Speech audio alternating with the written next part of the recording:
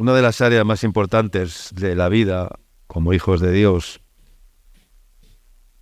creo que es mantenernos firmes en nuestros principios que hemos recibido de Dios. Cuando digo mantenernos firmes, no solamente quiero manifestar la virtud de no dudar, de no fluctuar en cuanto a la posesión o a la posición que tenemos, que nos ha sido dada como hijos suyos, o la firmeza de no caer ni retroceder, ¿no? Sino quiero referirme también a la capacidad de ser leales a la voluntad de Dios. Amén. ¿Tú sabes lo que significa la palabra lealtad? ¿Quién sabe? Palabra lealtad. ¿Qué es para ti la palabra lealtad? ¿Qué es para ti ser leal? Es una virtud. No es un don. No es algo que... Es una virtud que se aplica en todas las áreas de la vida, ¿no? No solamente en el aspecto espiritual o en el mundo espiritual, sino la lealtad va desde una relación, desde una amistad, desde un compromiso, desde un pacto, desde una familia, desde un trabajo. Hay tantas cosas en las cuales podemos ser leales o podemos ser desleales en la vida. ¿Y cuántas veces somos desleales con el Señor? No somos leales. No somos una persona leal, es una persona que tiene lealtad y que la lealtad está por encima de todo, absolutamente de todo, ¿no? Y cuando somos leales a unos principios que hemos recibido en nuestras vidas, entonces pues no nos vamos a dejar sobornar, no nos vamos a dejar mover, no nos vamos a dejar distraer, no vamos a permitir que nada de eso ensucie o digamos o pervierta nuestra lealtad, nuestro compromiso que hemos adquirido con Dios, número uno, y después pues con ciertas áreas en las cuales el Señor te tiene que ir moviendo, ¿no? Porque ser leales a Dios solamente no, hay que ser leales a Dios y a todo lo que Dios ha constituido, a todo lo que Dios ha formado, a un llamamiento, a una visión, a un ministerio, a una congregación, a lo que sea, ¿no? Y entonces yo sé que hay mucha presión social en este mundo y si no nos mantenemos fieles honrando a Dios en nuestras vidas y glorificando a Cristo en nuestro caminar, pues aunque todo cambie a nuestro alrededor, aunque las circunstancias se vuelvan hostiles en este mundo, aquellos que tenemos un compromiso con Jesús, pues nos mantendremos firmes a nuestros principios. Amén. Vamos a leer Nehemías capítulo 4, libro de Nehemías capítulo 4, versículos del 1 al 9. Dice: cuando oyó Sanbalat que nosotros edificábamos el muro, se enojó y se enfureció en gran manera e hizo escarnio a los judíos. Y habló delante de sus hermanos y del ejército de Samaria y dijo: ¿qué hacen estos débiles judíos? ¿Se les permitirá otra vez volver a hacer sacrificios, a ofrecer sus sacrificios? acabarán en un día, resucitarán de los montones del polvo las piedras que fueron quemadas. Claro, los enemigos estaban viendo que aun a pesar de que no de que ellos habían conseguido destruir, quemar las puertas de la ciudad, destruir los muros, intimidar a la población, ¿no?, que estaba dentro de la ciudad, dentro de los muros de Jerusalén. Es decir, habían hecho su trabajo sucio, ¿no?, de alguna manera, y estaban diciendo, ¿qué va a pasar ahora?, ¿no? Y entonces dice, ¿qué hacen estos cuando les vieron que estaban edificando el muro que habían destruido? Entonces Sanbalat, que era un enemigo, ¿no?, del pueblo de Dios, no sé de qué pueblo era, habría que analizarlo, si era sirio, si era... No me he parado a ver ese tema, pero era un enemigo del pueblo de Dios.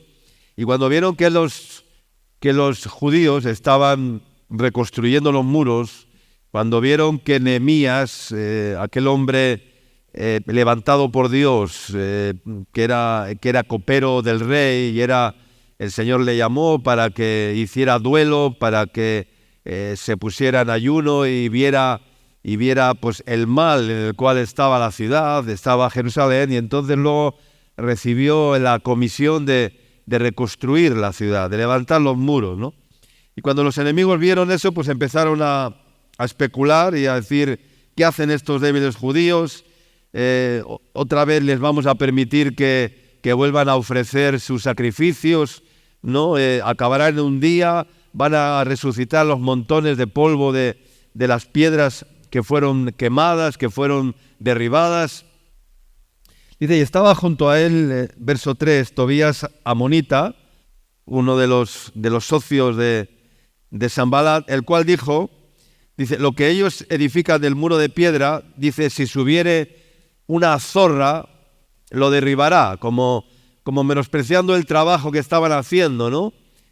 Y oye, oh Dios nuestro, que somos objeto de su menosprecio. Esa es la oración, ¿no?, de Nehemías, que somos objeto de su menosprecio, y vuelve el baldón de ellos sobre su cabeza y entrégalos por despojo de la tierra de su cautiverio.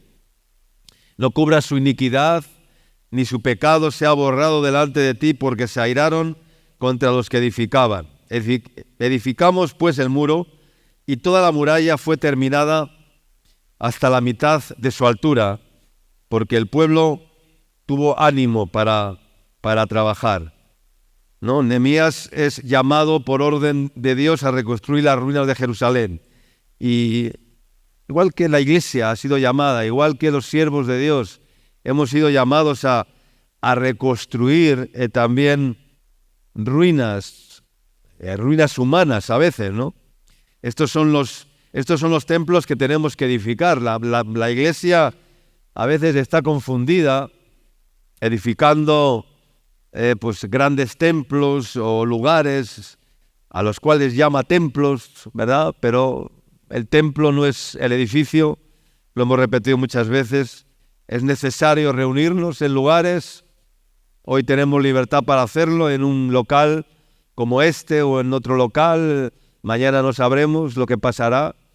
Igual llega el tiempo de la persecución de la iglesia, en la cual de repente ya no podremos reunirnos, no habrá libertad de culto, libertad. Pero eso no es un impedimento para seguir predicando la palabra, seguir predicando el evangelio, ¿no? Se cerraron los templos durante más de un año y medio, durante la pandemia, y seguimos predicando por las redes sociales, por otros medios, ¿no? Y la iglesia creció, y el número de seguidores creció, y el número de personas porque a través de las redes sociales te pueden escuchar. En un templo entran 150, 200, 250 personas. A través del internet te pueden escuchar miles de personas, si se hace un buen trabajo de difusión, ¿no? Y si hay un buen contenido, ¿no? Hay un buen contenido, ¿no? Porque si el contenido no es bueno, pues entonces las personas van a dar clic, van a escuchar y no, esto no me interesa, y van a pasar a otro lugar, ¿no? Ha de ser bueno el contenido. Y quiero decir que hemos sido llamados a reedificar, a restaurar. Y si alguien se desvía, hay que restaurarlo antes de que sea demasiado tarde. Si alguien se aparta, hay que restaurarlo antes de que sea demasiado tarde. Si un hermano se desvía, hay que restaurarle antes de que sea demasiado tarde. Ese es nuestro llamado. Pero qué lejos estamos de entender que ese es nuestro llamado de parte de Dios, de restaurar, de reedificar las ruinas antiguas. Y Sanbalat es un nombre que representa un principado diabólico de origen babilónico.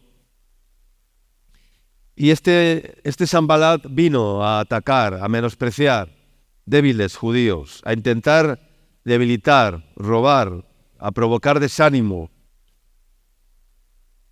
en el pueblo, ¿no? El desánimo es un arma del diablo. ¿Cuánto dicen amén?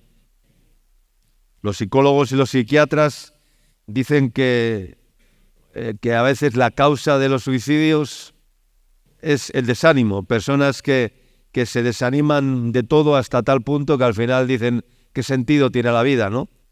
Es una de las causas por las cuales la persona se suicida, ¿no? No se suicidan porque les ha ocurrido una tragedia, o porque les ha ocurrido, o porque la mujer les ha abandonado, o porque el marido le ha sido infiel, o porque los hijos, o porque el trabajo... No. Se suicidan porque detrás de una mala noticia hay un estado de ánimo, ¿sí o no? Hay un estado de ánimo detrás. Cuando tú recibes una mala noticia, ¿qué te pasa? Que tu estado de ánimo o sube o baja, o se eleva o se va al piso, ¿verdad? Hay personas que no están preparadas para recibir malas noticias. A veces solamente queremos recibir buenas noticias, pero en la vida vamos a recibir buenas noticias y malas noticias, y tenemos que estar preparados para recibir las buenas noticias y las malas noticias. Y cuando recibes la buena noticia parece como que te elevas, tu estado de ánimo se infla y estás como flotando, ¿verdad? Y al día siguiente te dan una mala noticia y estás por el piso abatido y tu estado de ánimo. Pero en el Señor creo que Dios nos ha dado la capacidad para tener un estado de ánimo equilibrado. ¿Cuánto dicen amén? A pesar de que haya buenas o malas noticias. Y esa es la madurez. Esa es la madurez en el Señor. Esa es la madurez en el Señor. Pero bueno, está hablando del arma diabólica del desánimo, ¿no? Por los cuales todos seguramente habrán pasado alguna vez en sus vidas. Amén. O incluso algunos estarán en este momento desanimados también, cansados del camino, desanimados de la vida, desanimados por las circunstancias externas, por las circunstancias adversas, por la carga que supone la vida, ¿no? La vida cada día es una carga, ¿no?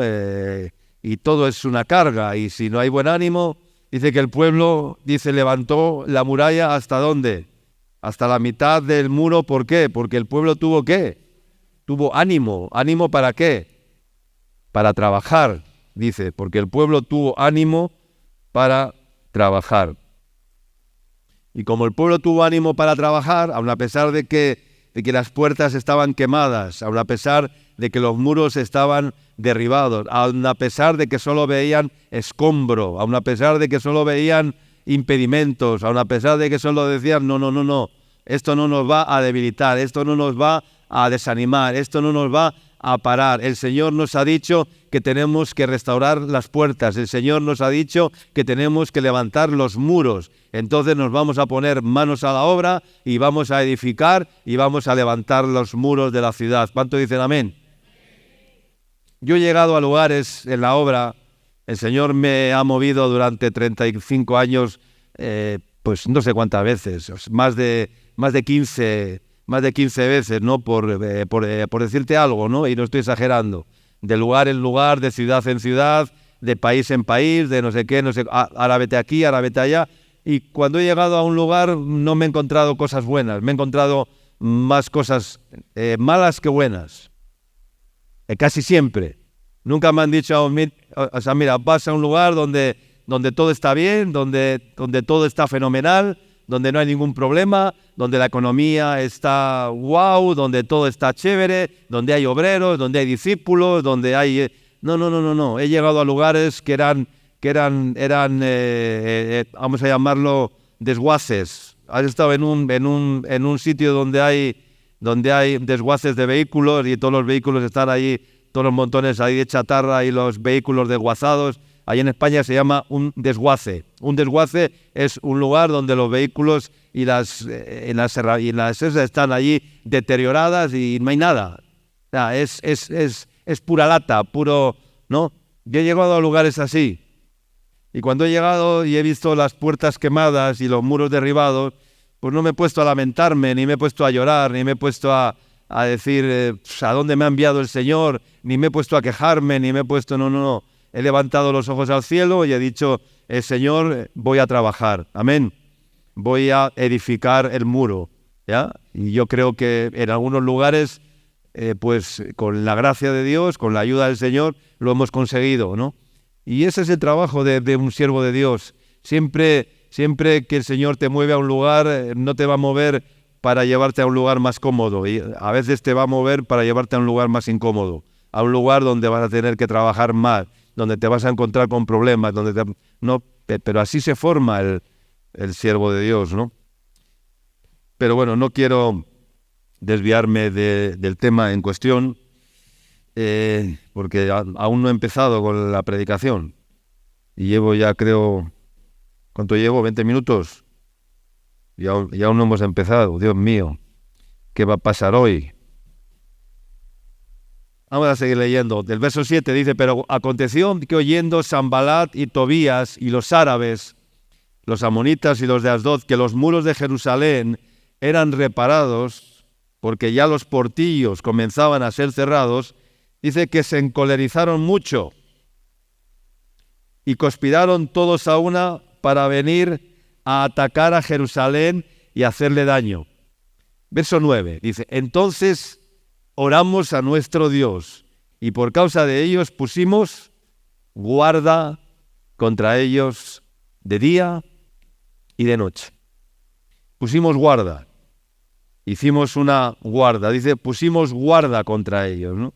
Y esa es la palabra que Dios me daba y por eso le puse un título, guarda lo que Dios te ha dado. ¿Cuánto dicen amén?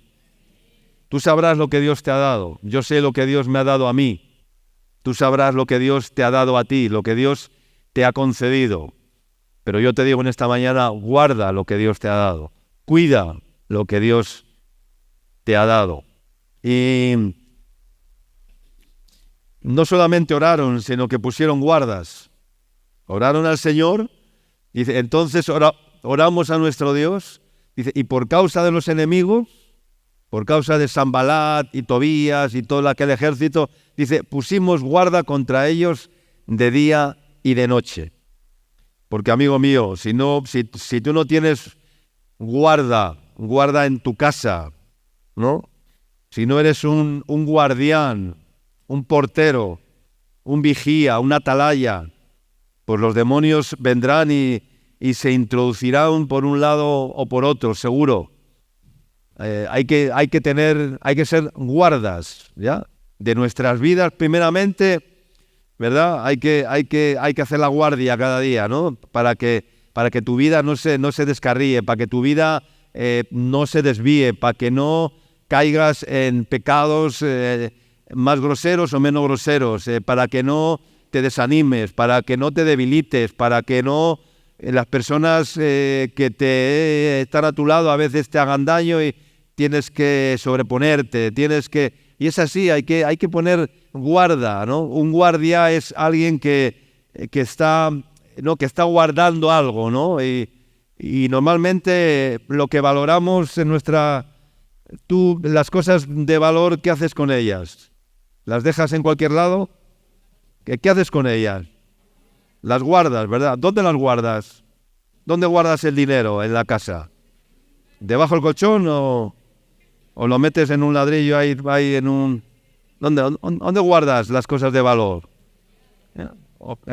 ¿Las dejas ahí encima para que cualquiera venga y agarre y se vaya? ¿O dónde guardas las joyas? ¿Dónde guardas? Pues en lugares, ¿no? En lugares, ¿verdad? Uy, en el armario, en el bolsillo interior de la chaqueta, ¿no? O en el cajón de la ropa interior, ¿verdad? Ahí debajo de... Ahí es donde todo el mundo mira. Ya, ahí es donde todo el mundo mira. No lo pongas ahí porque te van a robar. Ahí es el lugar donde todo el mundo mira en primer lugar. Debajo de la ropa, en el bolsillo de la chaqueta, ¿verdad? Bueno, si tienes 50 chaquetas, pues bueno, al final el ladrón igual se harta porque empieza a mirar los bolsillos y aquí no está, aquí no está, aquí no está, aquí no está. Y ya se harta, se cansa y se va. Pero quiero decir que las cosas de valor las guardamos. Amén. Lo que amamos, lo guardamos. Amén. Y lo que amamos, lo cuidamos. ¿Cuánto dicen amén? ¿Tú amas, cuidas lo que amas? ¿Sí? ¿Cuidas lo que amas? Claro que lo cuidas, ¿verdad? Entonces, quiero decir que tenemos que ser guardas. Dice que pusieron guardas de día y de noche. Jesús dijo, velad y orad para que no entréis en tentación. Y velar es... ¿Qué es velar? Velar es guardar. Velar es guardar. Velar es estar alerta, vigilantes. Cuando Dios le pone a Adán y Eva en el huerto del Edén, como está escrito en Génesis capítulo 2 y versículo 15, ¿qué fue lo que les dijo Dios ahí? Génesis 2:15. Génesis 2, no 12.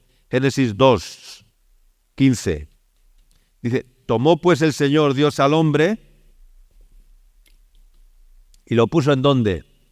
En el huerto del Edén. ¿Para qué lo puso en el huerto del Edén? Para que lo labrara, ¿y qué más? Y para que lo guardara. Para que lo labrara y lo guardara. Dios no le puso al hombre allí diciendo, mira, aquí está todo este huerto, ya, puedes comer, puedes disfrutar, puedes hacer todo lo que te dé la gana, todo esto es para ti, aquí puedes vivir plácidamente, aquí puedes... No, porque desde el principio Dios ordenó al hombre que tenía que trabajar. Que tenía que trabajar. Dice, con el sudor de tu frente, ¿no? Comerás ¿no? Y la mujer, y a la mujer que le dijo, parirás hijos con dolor o sin dolor. ¿Cómo? ¿Cómo? ¿Cómo, mujeres? Con dolor, ¿verdad? Los hombres, como no parimos, pues no sabemos de esto, pero las mujeres saben de los dolores de parto. Eso le dijo Dios. Al hombre le dijo que tenía que trabajar, que tenía que labrar la tierra, que tenía que doblar el lomo, que tenía que doblar la cintura y que tenía que cavar, sembrar, labrar la tierra y no sé qué, no sé cuánto. A la mujer le dijo, no, vas a parar a tener hijos, vas a parir hijos, pero los va a tener con dolor, ¿no? Y a veces con mucho dolor, ¿no? Y Adán le dijo que lo labrara y lo guardara. Pero no lo hizo, no guardó lo que Dios le dio, ¿no? Y después le dio a Eva y Eva tampoco lo hizo, ¿no? Eva tampoco lo guardó ni lo protegió. Y Adán, en vez de guardar lo que Dios le había dado, se puso el traje de Tarzán y se puso a andar por el huerto como Tarzán de los monos, ¿no? A saltar de árbol en árbol, ahí haciendo el Tarzán, ¿no? A ver si encontraba a alguien semejante a él, ¿no? Y veía a la leona y veía a la jirafa y decía, no, pero esto no tiene nada que ver conmigo, hasta que Dios le dijo, mira, ahí está, y de su costilla hizo la mujer y dijo, esta es carne de tu carne, y dijo, wow, esta sí, he visto a la leona, he visto a la jirafa, he visto a todas las hembras de todos los animales y ninguna de ellas me ha gustado ni he tenido atractivo por ella, pero esta sí, ¿no? Pero lo que trato de decir que la serpiente, entonces, que era astuta, pues ve a la mujer sola y desprotegida, porque Adán no se preocupó, ¿ya? Y la caza haciéndola adicta al consumo, ¿verdad? Y le hace comer del árbol del fruto prohibido, ¿no? Pero Dios le dijo a Adán que guardara. Entonces yo te pregunto, ¿estás guardando lo que Dios te ha dado? ¿Estás guardando la parcela que Dios te ha dado? Aquí hay muchas personas que tenéis parcelas que Dios os ha dado. Dentro del ministerio, el que no esté en el ministerio será en su casa, en su familia, pero hay muchas personas en el ministerio que Dios os ha dado una parcela que cuidar. Y os tenéis que preguntar en esta mañana si la estás guardando, si la estás cuidando, o qué estás haciendo con lo que Dios te ha dado. Lucas 12, 41 al 48. Dice, entonces Pedro le dijo, Señor, ¿dices esta parábola a nosotros o también a todos? Y dijo el Señor, ¿quién es el mayordomo fiel y prudente al cual el Señor pondrá sobre su casa para que a tiempo les dé su ración? Bienaventurado aquel siervo al cual, cuando su Señor venga, le halle haciendo así. En verdad os digo que le pondrá sobre todos sus bienes. ¿Dónde le pondrá? Dice, al siervo fiel y prudente, dice, al cual cuando su Señor venga, dice, le halle haciendo así, ¿no? Claro, habría que leer la parábola anterior del texto, pero bueno, no la vamos a leer, pero creo que la parábola anterior habla de la mayordomía y de, bueno, y aquí le dice, ¿quién es el mayordomo fiel y prudente al cual el Señor pondrá sobre su casa para que a tiempo les dé su ración? Bienaventurado aquel siervo al cual, dice, cuando su Señor venga, le halle haciendo así. En verdad os digo que le pondrá sobre todos sus bienes, ¿no? En otro texto dice que el reino de los cielos es semejante a un rey que se fue lejos, ¿ya? Y cuando se iba, les dijo, negociad entre tanto que yo regreso, entre tanto que yo vuelvo, ¿no? Y a uno le dio 10 minas, como sabéis, o 10 talentos, a otro le dio 5, a otro le dio 1, y sabéis lo que ocurrió, ¿no? La parábola de las minas, la parábola de los talentos. El que le dio 10, cuando regresó su señor, le dijo, 10 talentos me diste, aquí tienes otros 10. Y le dice el Señor, bien, buen siervo fiel, sobre lo poco has sido fiel, sobre lo mucho te pondré, entra en el gozo de tu Señor. Y donde el que le dio 5, igual le dijo, Señor, 5 talentos me diste, 5 minas me diste, aquí tienes las 5 que me diste, más otras 5. Bien, buen siervo fiel, sobre lo poco has sido fiel, sobre lo mucho te pondré. Y fue al que le había dado 1 y una mina, un talento, y cuando le fue a pedir cuentas le dice, Señor, pero ¿qué hiciste con el talento que te di, con la mina que te di? Pues, Señor, tuve miedo porque sabía que eras hombre severo, porque sabía que lo escondí, lo guardé. Sí, bueno, lo guardé, dice, ¿no? Lo escondí en un pañuelo, lo escondí debajo de tal, por miedo a perderlo. Aquí tienes lo que es tuyo. Y entonces el Señor le dijo, apartadle, echadle fuera, ¿verdad? Porque al que mucho se le ha dado, mucho se le pedirá, y al que poco se le ha dado, lo poco que tiene, aun lo poco que tiene, le será quitado. Porque guardar no es solamente, o sea, decir, ya, o sea, lo que tengo aquí está guardadito. No. El Señor nos ha llamado a fructificar. El Señor nos ha llamado a ser rentables en el reino de Dios, a ser fructíferos, a ser personas que crecen y que hacen crecer a otros, y que hacen crecer el reino de Dios a su lado, que hacen crecer lo que tocan, que hace que donde Dios les pone, lo que Dios les da, hacen que todo prospere, porque Dios está con ellos, como José o como José en Egipto, después, ¿no? Entonces, ¿qué hacemos con lo que Dios nos ha dado, no? Le pondrá sobre todos sus bienes. Mas si aquel siervo dijere en su corazón, mi Señor tarda en venir, mi Señor tarda en venir. Y comenzare, dice, a golpear a los criados, a tratar mal a los criados, a tratar mal a las personas, ¿no? Que a veces algunos tratan mal a las personas que están con ellos bajo sus responsabilidades, bajo su autoridad, y tratan mal a las personas. Eso es golpear a los criados.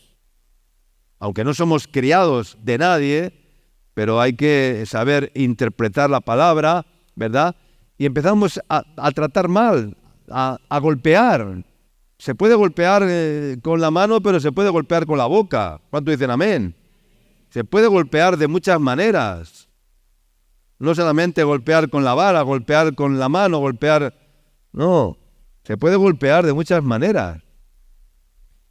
Si comenzare, dice, a golpear a las criadas y a los criados, y a comer, y a beber, y a embriagarse, pues eso, a ocuparse de las cosas de la carne, a ocuparse únicamente de sí mismos, a engordarse a sí mismos, a cuidar solamente lo que es suyo, su reducto, lo más próximo, lo más cercano, a alimentar más a su familia que a los demás, no sé, a quedarse con lo mejor del pastel, de la torta, ¿no? A quedarse con el trozo más grande, ¿verdad? Y ustedes saben de lo que estoy hablando, a quedarse con no, y los demás que ya ande yo caliente y ríase la gente y los demás ¿qué?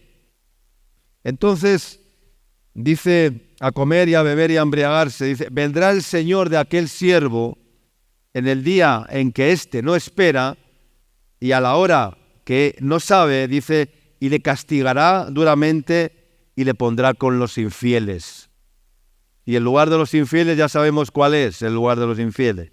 Dice el verso 17 y 18, dice, aquel siervo que conociendo la voluntad de su Señor, y aquí dice algo importante, dice, aquel siervo que conociendo la voluntad de su Señor. ¿Tú conoces la voluntad de Dios? Pregunto. ¿Tú conoces la voluntad de Dios para tu vida? ¿Conoces o no conoces la voluntad de Dios? Hay personas que no conocen la voluntad de Dios en sus vidas. Y esto es muy preocupante y muy peligroso. Aquel siervo que, conociendo la voluntad de Dios, dice, no se preparó. Lo primero que dice es que no se preparó. Dice, ni hizo conforme a su voluntad. Dice que recibirá, ¿qué? Recibirá muchos azotes. Dice, mas el que sin conocerla hizo cosas dignas de azotes, el que sin conocerla hizo cosas dignas de azotes porque no conocía, dice, será azotado, ¿cuánto? Poco. ¿Por qué será azotado poco? Porque desconocía. Entonces, ¿quién va a ser azotado más? ¿El que conoce o el que no conoce? El que conoce será azotado más que el que no conoce. ¿Ya? Porque mejor te hubiera sido no haber conocido que después de haber conocido volver atrás. Que después de haber conocido ser como la puerca lavada y todo este tema. Ya sabemos, ¿ya? Será azotado, mas el que sin conocerla hizo cosas dignas de azotes, dice, será azotado poco. Porque a todo aquel a quien se le haya dado mucho, ¿qué dice? Mucho se le demandará. Aquí vienen las demandas de Dios. Las demandas de Dios. ¿Qué es una demanda? ¿Qué es lo que entendemos por demanda? Es como una exigencia, ¿no? No, porque Dios también demanda. Dios demanda algo de nosotros. Dios nos va a demandar.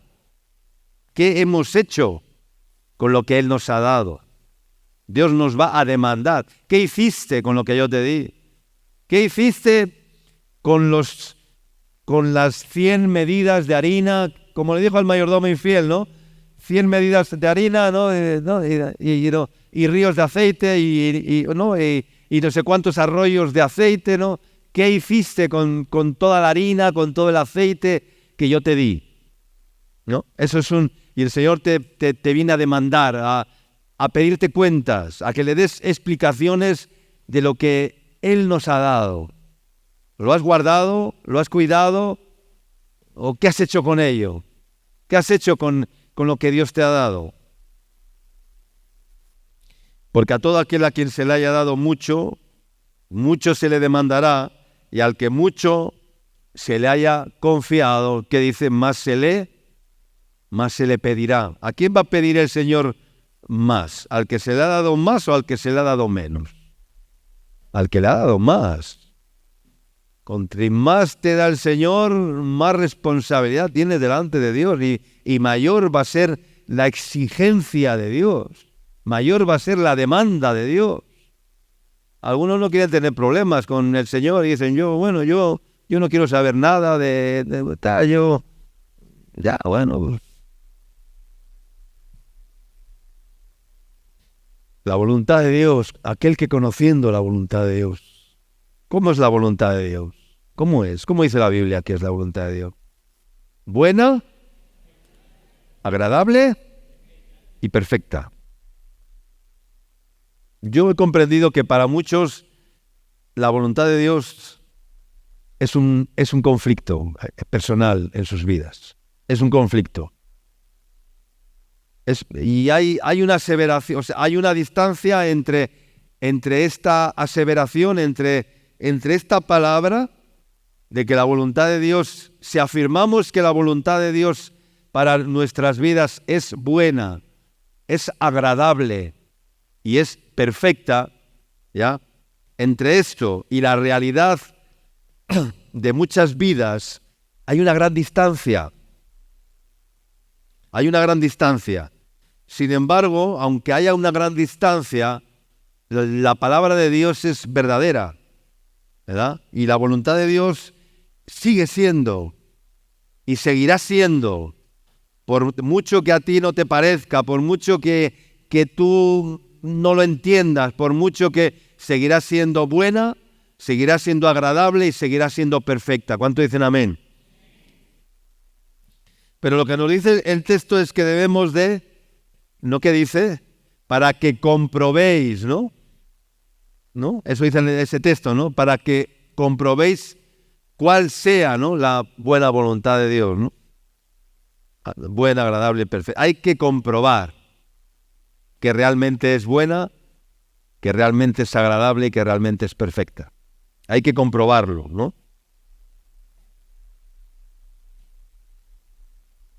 O sea, tenemos que vivir la realidad de la buena, agradable y perfecta voluntad de Dios para con nuestras vidas.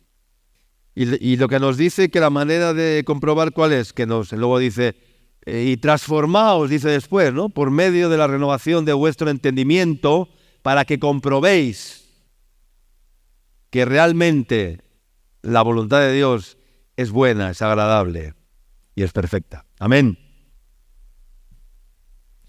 Y cuando algo es perfecto, ¿qué quiere decir? ¿Qué quiere decir? Cuando algo es perfecto, ¿qué es lo que quiere decir? Que ya no se puede mejorar. ¿Cuánto dicen amén? ¿Por qué no se puede mejorar?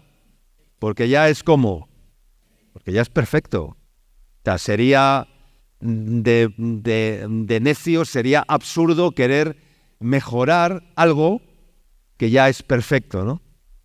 Pero tú le quieres dar tu pincelada, ¿no?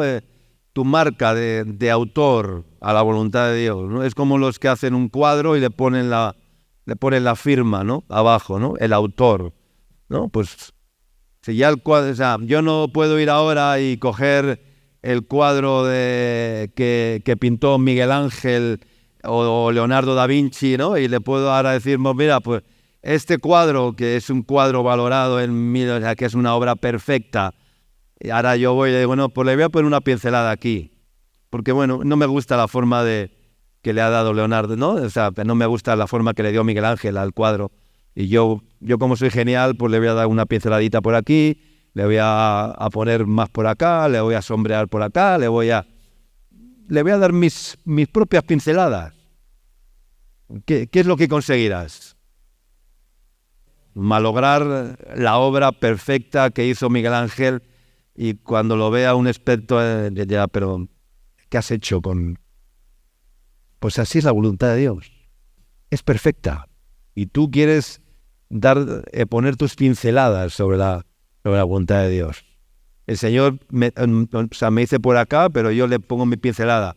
El Señor me dice que me tengo que ir allá y yo pongo mi pincelada. El Señor me dice que por aquí no y yo hago otro camino por allá y pongo mis propias pinceladas a la voluntad de Dios.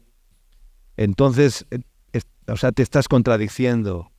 Si dices que la voluntad de Dios es como perfecta, entonces no le pongas tus propias pinceladas. No quieras escribir más de una obra literaria que es perfecta, ¿verdad? Un poema que es perfecto, pues no le añadas.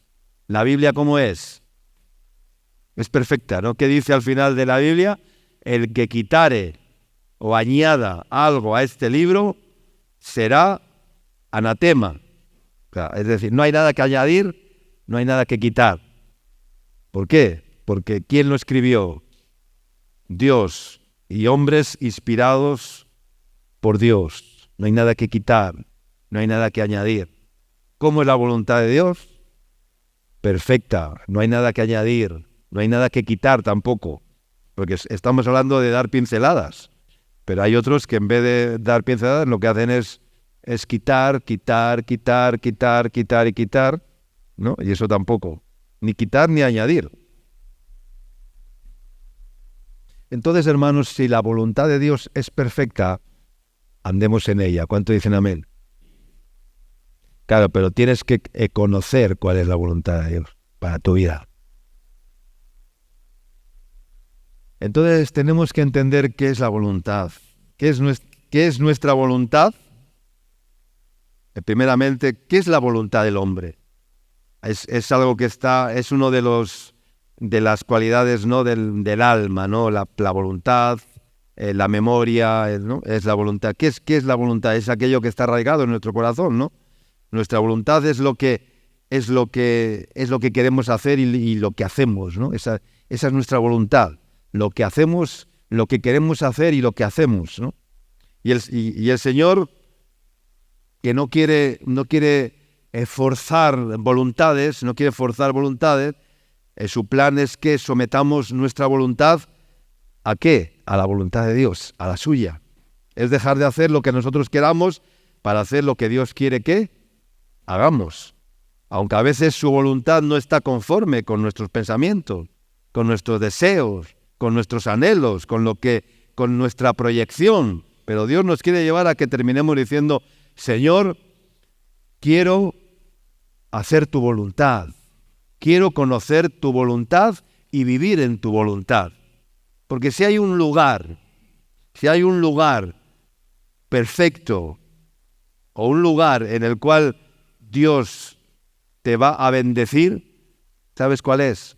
Ese es el centro de la voluntad de Dios. Vivir en el centro de la voluntad de Dios. Y cuando digo en el centro, quiero decir en el centro, en la diana, ahí en el círculo más pequeño, en el centro de la diana, ahí, en la voluntad de Dios, vivir en la voluntad de Dios. Cuando tú consigas vivir en el centro de la voluntad de Dios y lo entiendas, entonces verás cómo tu vida es bendecida, tu vida es feliz, tu vida es completa y tu vida es una maravilla. ¿Cuántos dicen amén? Pero no nos preocupamos de cuidar, de guardar lo que Dios nos ha dado, de guardar la voluntad de Dios también. Hay una voluntad de Dios revelada de forma genérica al ser humano. Dios quiere nuestra salvación, nuestra santificación. Uno dice, ¿cuál es la voluntad de Dios? Nuestra salvación. Sí, bueno, eso es muy ambiguo. Eso es muy fácil, eso es muy cómodo decir. ¿Cuál es la voluntad de Dios para tu vida? Mi salvación. Vale, sí. Esa es la voluntad de Dios para toda la humanidad, la salvación del hombre, ¿no? Porque eso es lo que espera Dios, que toda la tierra sea llena del conocimiento de su gloria, como las aguas cubren los mares. Amén. Pero luego hay voluntades específicas para cada persona, para cada ser humano, para cada una de nuestras vidas. ¿Y cómo vamos a conocer esa voluntad específica para tu vida? Pues solo hay una manera, siendo guiados, inspirados por el Espíritu Santo de Dios. El Espíritu Santo tiene que guiarte. Él no te va a guiar a toda la mentira. Dice que Él te guiará a toda la verdad, ¿no? Es el Espíritu Santo de Dios. Pero como no hacemos caso al Espíritu Santo, como ni siquiera nos preocupamos de qué dice el Espíritu Santo, como no nos preocupamos no, nos preocupamos únicamente de lo que decimos nosotros, pensamos nosotros, pero no nos preocupamos de lo que piensa el Espíritu de Dios, de lo que piensa. Entonces, no vamos bien encaminados y nos perdemos. Aleluya. Primera Reyes, capítulo 21, versículos del 1 al 10. Este relato es una palabra profética, diría yo, para la etapa en la cual vamos a tener que vivir, ¿verdad? En estos tiempos y en los tiempos que vienen, que ya se están cumpliendo, pero que en los próximos años pues vamos a ver cómo se manifiesta cada vez más. Y espero que el Espíritu Santo produzca ese buen depósito de su santa y oportuna revelación en nuestros corazones con esta palabra. Primera Reyes, capítulo 21, versículos del 1 al 10, dice: pasadas estas cosas, aconteció que Nabot de Jezreel tenía allí una viña junto al palacio de Acab, rey de Samaria, y Acab habló a Nabot diciendo: dame tu viña para un huerto de legumbres, porque está cercana a mi casa, y yo te daré por ella otra viña mejor que esta, o si mejor te pareciere, te pagaré su valor en dinero. Y Nabot respondió a Acab: guárdeme el Señor de que yo te dé a ti la heredad de mis padres. Y vino Acab a su casa triste y enojado por la palabra que Nabot de Jezreel le había respondido, diciendo: no te daré la heredad de mis padres. Y se acostó en su cama, y volvió su rostro, y no comió. Entonces vino a él su mujer Jezabel y le dijo: ¿por qué está tan decaído tu espíritu y no comes? Entonces el rey Acab respondió: porque hablé con Nabot de Jezreel y le dije que me diera su viña por dinero, o que si más quería le daría otra viña por ella. Y él respondió: yo no te daré mi viña. Y su mujer Jezabel le dijo: ¿eres tú ahora rey sobre Israel? Levántate y come y alégrate, yo te daré la viña de Nabot de Jezreel. Entonces ella escribió cartas en nombre del rey Acab, y las selló con su anillo, y las envió a los ancianos y a los principales que moraban en la ciudad con Nabot. Y las cartas que escribió decían así: proclamad ayuno y poned a Nabot delante del pueblo, y poned a 2 hombres perversos delante de él, que atestigüen contra él y digan: tú has blasfemado a Dios y al rey. Y entonces sacadlo y apedreadlo para que muera. Esta es una historia que tiene 3 personajes, ¿no? Uno de ellos se llama Nabot, alguien que no era muy importante, no era un líder político, no era un líder religioso, ni siquiera era un hombre hacendado, importante, que tenía muchos ganados, muchas tierras, muchos siervos, muchos criados, muchos recursos. No, nada de eso. Nabot, yo creo que era sencillamente un campesino sencillo, un hombre del campo, una persona normal y corriente cuya única tarea que tenía aparentemente era que tenía un pequeño huerto, un pequeño terrenito de legumbres. No era ni de trigo ni de algo más, era un pequeño terreno de legumbres, ¿verdad? Con una viña, ¿verdad? Muy cercana al palacio donde vivía el rey Acab con su mujer Jezabel, ¿no? ¿Quién era el rey Acab? Pues Acab era uno de los reyes de Israel más perversos de toda la historia del pueblo de Israel. Fue un rey que sumió a Israel en una de las épocas más oscuras, ¿no? Espiritualmente hablando, porque quitó la adoración al verdadero Dios, instituyendo adoraciones paganas, levantando altares idólatras, altares babilónicos, consultando a los adivinos y a los agoreros al servicio del pueblo y ofreciendo sacrificios a todo tipo de dioses paganos, sacrificando a los Baales y bueno, sumió a Israel en una de las épocas más tristes y más oscuras de la historia de Israel. Pero claro, Acab no estaba solo, ¿no? Detrás de un hombre siempre hay una mujer, ¿verdad? Y esta mujer era una señora llamada Jezabel, ya, la cual era nada más y nada menos que sacerdotisa de Baal. O sea, era una sacerdotisa que hacía sacrificios a los Baales, a los demonios. O sea, era una dama de alto nivel espiritual.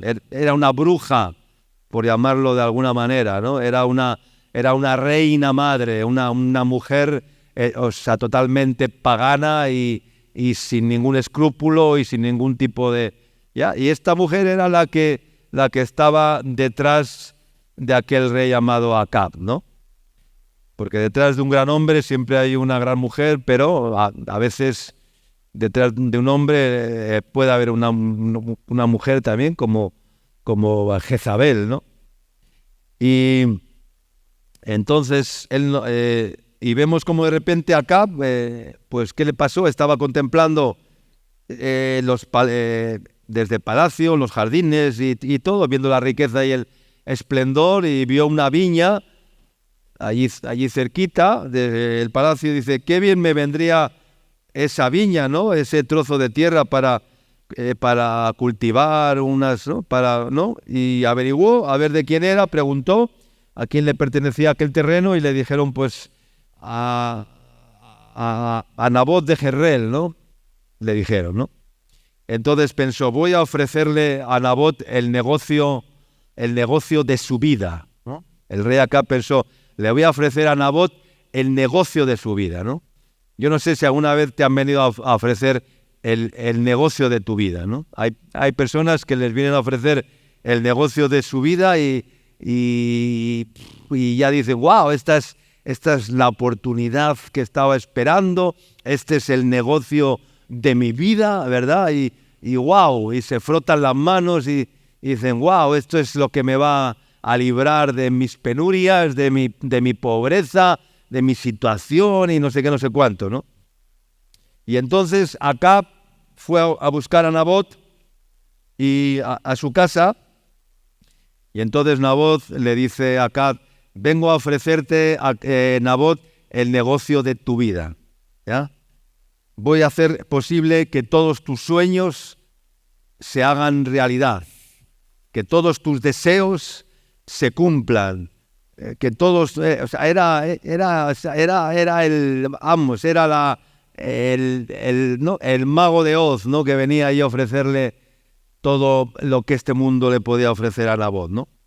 Dice, estoy interesado en tu viña, te ofrezco un terreno mucho mejor y si no te parece cambiarla por otro terreno, te pagaré su valor en dinero. Y seguramente le estaba ofreciendo mucho dinero. Pero lo que este rey no pensaba era que este pobre campesino, llamado Nabot, le iba a responder, guárdeme el Señor, que yo te dé a ti la heredad de mis padres. Amén. Esto es herencia de mis padres y lo voy a guardar con todo mi corazón, con toda mi mente, con toda mi alma, con todas mis fuerzas. Esto es lo que Dios me ha dado, sea poco o sea mucho. Era un pequeño terreno, pero yo lo voy a guardar y no te lo voy a entregar. Oh rey, por mucho que me ofrezcas, por mucho que me instigues, por mucho que me quieras sobornar, por mucho que me quieras ofrecer, por mucho que me quieras vender la moto, no.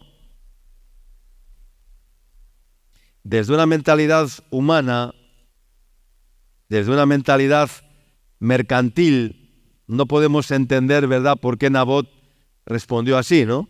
¿Verdad? Si pensamos, qué necio Nabot, ¿no? Le estaban dando la oportunidad de su vida para salir de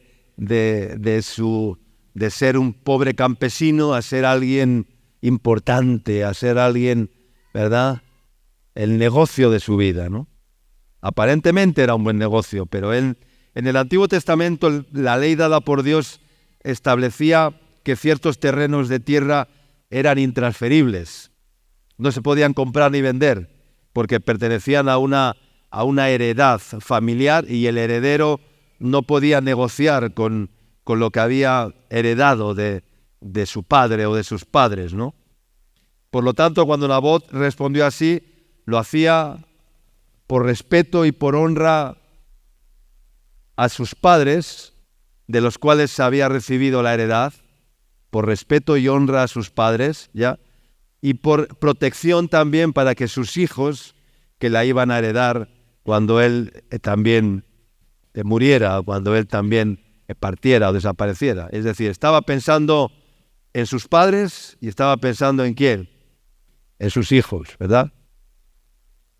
Y, o sea, tenía muy buenos principios Nabot, y sobre todo por obediencia a la ley de Dios, por obediencia a Dios, porque era un hombre temeroso de Dios, porque era un hombre que temía a Dios y dijo, lo que Dios me ha dado yo lo voy a guardar con todo mi corazón. Y dice que Nabot, Acab regresó triste al palacio y su mujer le ve y le dice, ¿qué te pasa, oh rey? ¿No eres tú el rey? Yo te voy a arreglar este asunto, le dijo la malvada Jezabel. Este relato es terrible porque termina con la muerte de un hombre inocente apedreado, que fue Nabot, ¿verdad? Pero este relato es de una gran revelación, porque ahora el Espíritu Santo nos revela y nos enseña con el ejemplo de Nabot, nos revela un mensaje profético para la iglesia, porque fue un hombre que he dicho al principio de la predicación, fue un hombre que leal, diga conmigo, leal, íntegro y fiel, leal, íntegro y fiel a los principios divinos, porque se levantó y dijo, esta viña no está en venta, esta viña no se vende, esto es lo que Dios me ha dado, esta es la heredad de mis padres y no la voy a vender, ni la voy a cambiar por nada. Porque al igual que a Nabot, Dios nos ha dado a cada uno de nosotros una viña, una herencia, una herencia que debemos cuidar y guardar. Tu viña puede ser tu familia, tu viña puede ser un ministerio que Dios te ha dado, tu viña puede ser una responsabilidad, tu viña puede ser un llamado que Dios te hizo. No sé cuál es, tú sabrás qué es lo que Dios te ha dado, ¿verdad? Tu propio cuerpo, que tienes que guardar también, porque el Señor dice que tenemos que cuidar el templo de Dios. El templo de Dios somos nosotros. Tu templo, tienes que cuidar tu templo, guardar tu templo. Cuida lo que Dios te ha dado, cuida el templo de Dios. No lo malogres, no lo malgastes, no lo perjudiques, no lo dañes, no lo ensucies, no lo contamines. Cuídalo y guárdalo, guarda lo que Dios te ha dado. Dice el Salmo 127:1 que si el Señor no edifica la casa, en vano trabajan los que la edifican. Si el Señor no guardare la ciudad, en vano vela la guardia. Estamos hablando de guardar.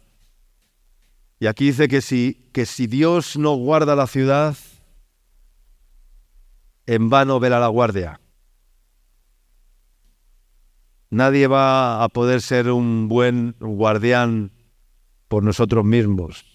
No te pienses que tú vas a ser el mejor guardia, el mejor guardián de tu vida, por nuestra experiencia, por nuestro conocimiento bíblico, sino que un buen guardián es aquel que vive aferrado, agarrado al Espíritu Santo y dependiendo constantemente del Espíritu Santo para todo, para que Él haga la guardia, la vela a través de mí. Amén. Porque por mucho que te afanes tú en velar, si tú, o sea, en vano dice vela la guardia, si Dios no vela. En vano edifica el hombre si Dios no edifica. En vano hacemos nada si Dios no lo hace. Y en vano vela la guardia si Dios no vela. Amén. Si Dios no vela. Y podemos estar nosotros muy preocupados en guardar algo, ¿verdad? En guardar algo, ¿verdad? Pero si Dios no es tu guardador, por mucho que tú quieras guardar algo, van a venir los ladrones y lo van a malograr, lo van a robar, porque en vano vela la guardia si Dios no vela. Y el ángel del Señor acampa en derredor de los que le temen y les protege y les defiende. Quiere decir que les guarda. ¿A quiénes guarda el Señor? A los que le temen y le obedecen. A esos guarda el Señor. Porque por mucho que tú quieras guardar algo, viene el ladrón y te lo quita. Y te lo quita cuando él quiere y cuando menos te lo espera. Porque no está velando Dios. Tú crees que tú estás haciéndola, pero no está el ángel de la guarda, no está el Dios guardador, el Dios protector, el que guarda todas las cosas, por encima de todo. Pero tenemos que llegar a entender cuál es o cómo es ese nivel, ¿no? de guarda, ¿no? de guardianía de Dios, de protección de Dios.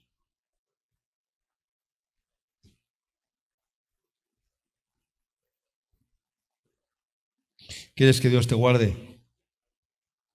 ¿Quieres que Dios te guarde? Mira lo que dice, y con esto termino, Isaías capítulo 26, 2 y 3.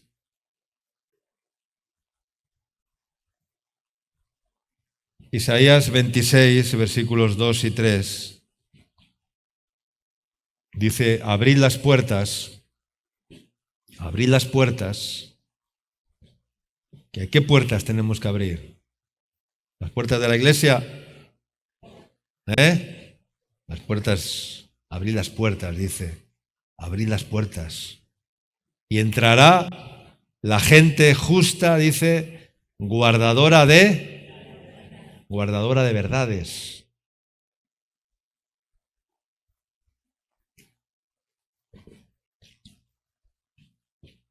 ¿Tú guardas la verdad de Dios? ¿Guardas las verdades de Dios? ¿En dónde las guardas? ¿En las tablas de dónde? En las tablas del corazón. Ya no están escritas en el libro, en el pergamino. No, están escritas. Dice, y tus leyes están escritas, dice, en las tablas de mi corazón. Ahí tienen que estar escritas. Y ahí tienes que guardar las verdades en tu corazón y en tu mente. Porque una verdad guardada en nuestra mente es una fortaleza. Es una fortaleza, es un castillo inexpugnable. Pero no guardamos las verdades de Dios en nuestras vidas. No las guardamos. Las conocemos, las leemos, las escuchamos, pero no las guardamos. Hay que guardar las verdades de Dios, porque son fortalezas. Dice, guardadora de verdades, y luego dice, tú guardarás, dice, en completa paz, aquel cuyo pensamiento en ti persevera, porque en ti ha confiado. Amén. Y aquellos que guardan las verdades de Dios y las ponen por obra, y que perseveran en la comunión con Dios, ¿verdad?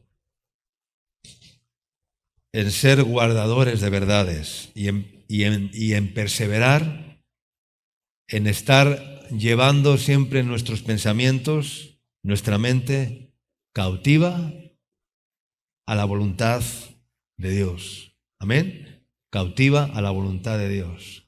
Llevando cautivos, dice, estando prontos para castigar toda desobediencia, llevando cautivos vuestros pensamientos a la obediencia a Cristo, dice la palabra. Llevar cautivos tus pensamientos a la obediencia a Cristo es algo muy profundo, ¿ya? Llevar cautivos tus pensamientos a la obediencia a Cristo. Es decir, pensar como piensa Cristo para obedecer lo que Dios me demanda, lo que Dios me dice.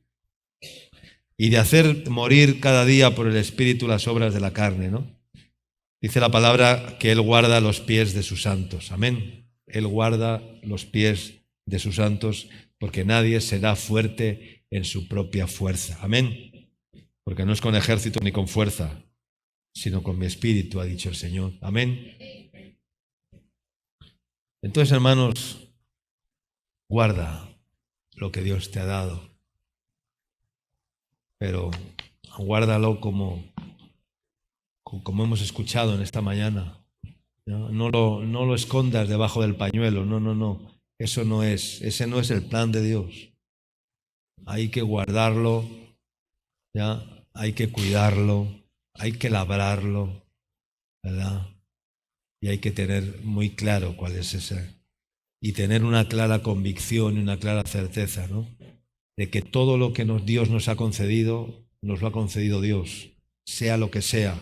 Ya, cuida lo que tienes, guarda lo que tienes, guarda como el buen tesoro de la salvación, guarda lo que Dios te ha dado, la labor que Dios te ha dado, el ministerio que Dios te ha dado.